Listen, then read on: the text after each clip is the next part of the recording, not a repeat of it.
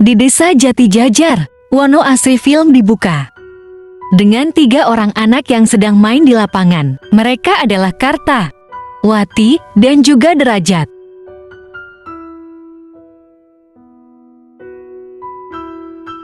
Karta, Derajat, Baliuk. Wati mengajak teman-temannya pulang karena sudah waktu maghrib. Karta dan Derajat tidak malah asik bermain sana. Nanggung ini. Kok gitu kita kan berangkat bareng. Pulangnya ya bareng lah. Wati pun pulang duluan. Ketika itu, tongkat kayu terlempar hingga ke dalam hutan.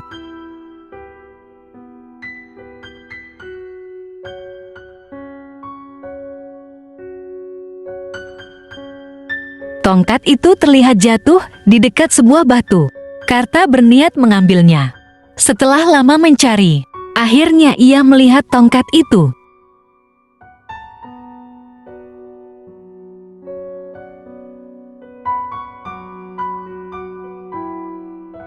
Tanpa sengaja, tongkatnya tersenggol masuk ke dalam sebuah lubang. Karta memasukkan tangannya ke dalam lubang itu. Tiba-tiba saja, ada yang mencengkeram tangannya hingga salah satu jarinya putus.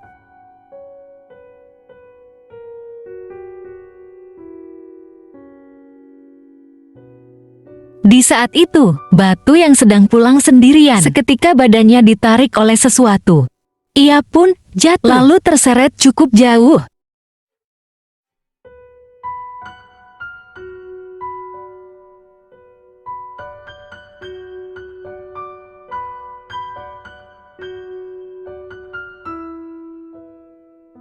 Kejadian itu pun menggemparkan warga desa.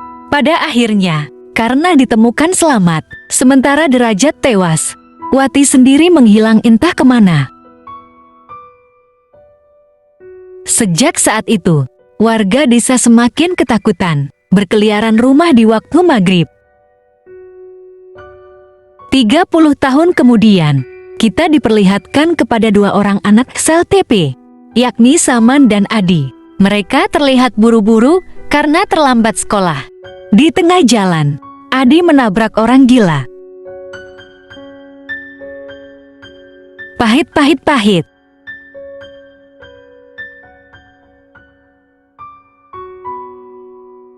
Ternyata ia adalah Karta, anak yang jari manisnya putus 30 tahun yang lalu. Kini ia tumbuh jadi dewasa, namun agak sedikit gending. Dan benar saja, mereka terlambat. Alhasil dimarahi oleh guru mereka yang galak bernama Buoro.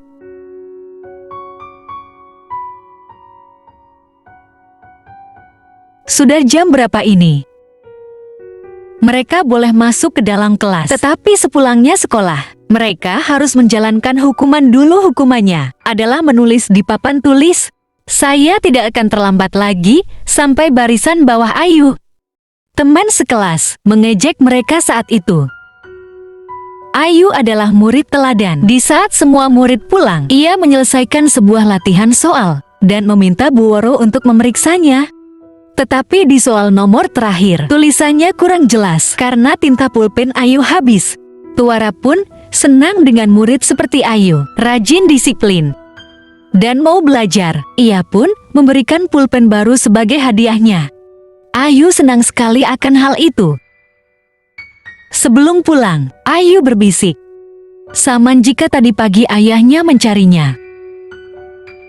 "Oh, tadi pagi kamu dicari bapak."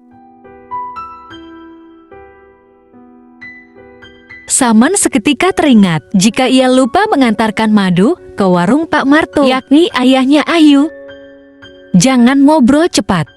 Isi madu itu titipan dari kakaknya, yaitu Samyun, untuk dijual di warung Pak Marto, yang mana uang hasil penjualan madu itu dipakai untuk kehidupan sehari-hari keluarganya Saman.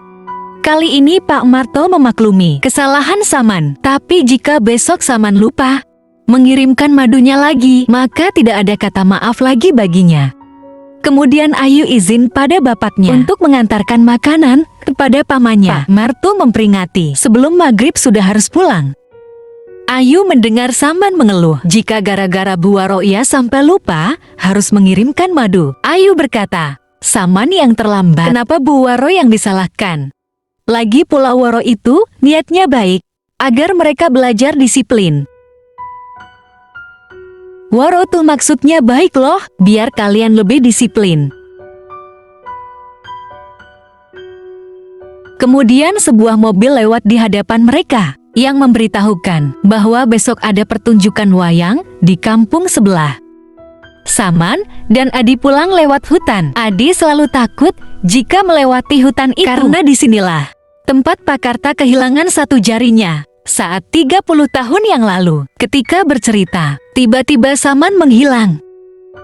Kemudian terlihat di belakang Adi, ada sosok hantu waktu maghrib. Nggak lucu loh men. Samandar. Haha. Asem. Saman berkata, setan itu nggak ada. Kalau ada di sini, tak gebukin setannya, ucap bocil bermulut sompral itu. Film beralih kepada Ayu yang sudah sampai di rumah pamannya. Ternyata paman Ayu adalah Karta. Karta kini tinggal di tengah hutan sendirian. Ia lebih suka menyendiri daripada berbaur dengan warga desa. Maka dari itu, Ayu selalu mengirimkan untuknya. Saat itu, karena sudah waktu maghrib, Karta menyuruh Ayu untuk pulang.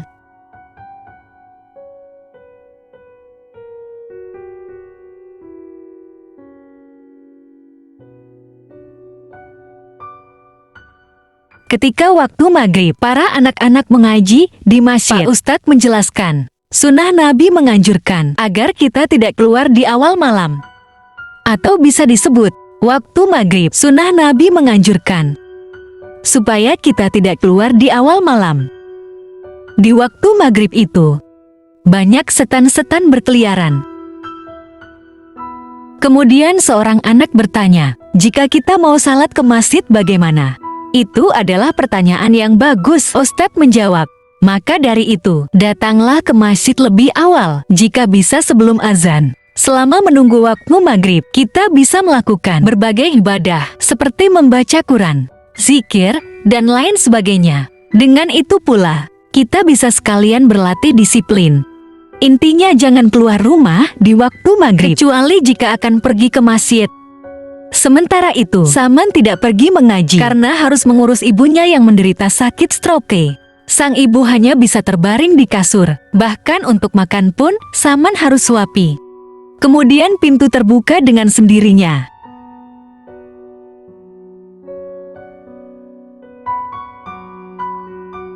Ternyata itu adalah kakaknya Samihun yang baru saja pulang mencari madu. Saat itu Samihun melihat ada banyak botol madu di atas meja. Saman mengaku jika ia lupa mengirimkan madunya. Sami seketika emosi. Ia kecewa karena sudah lelah mencari madu, tapi tak ada satupun yang terjual. Ia tak segan memukul Saman. Mas, kamu itu udah tinggal terima anak. Disuruh ngantar madu aja nggak becus. Ibunya berusaha melerai, tapi berbicara pun ia tak mampu. Pokoknya, besok jika madu ini belum dikirim ke warung Pak Marto, Sami tak segan-segan akan menyiksa Sama. Keesokan harinya, Saman masih saja terlambat. Kali ini, ia bawa madunya. Nanti sepulang sekolah akan ia antar ke warung Pak Marto. Tak sesuai harapan. Sepulangnya sekolah, mereka berdua malah dihukum oleh Bu Waro karena tadi terlambat masuk kelas. Saman memohon agar Bu Waro mengizinkannya mengantarkan madu ini dulu ke warung Pak Marto. Nanti jika sudah, ia akan balik lagi untuk bersih-bersih toilet. Namun dengan tegas Bu Waro berkata tidak. Selama toilet masih kotor, mereka berdua tidak boleh meninggalkan sekolah ini. WC ini belum bersih ya. Kalian berdua tidak boleh pulang titik. Akhirnya madu itu pun tidak terkirim lagi, karena mereka baru pulang ketika hari sudah maghrib. Daripada dimarahi Samihun, Sama memilih nonton wayang ke desa sebelah. Mereka pun mendapatkan tumpangan oleh sopir mobil pick-up. Ketika itu, Adi mengajak Saman untuk salat maghrib dulu. Saman berkata nanti saja dijamak di masjid desa sebelah. Film beralih kepada Boro yang baru saja sampai di rumahnya. Ketika itu ia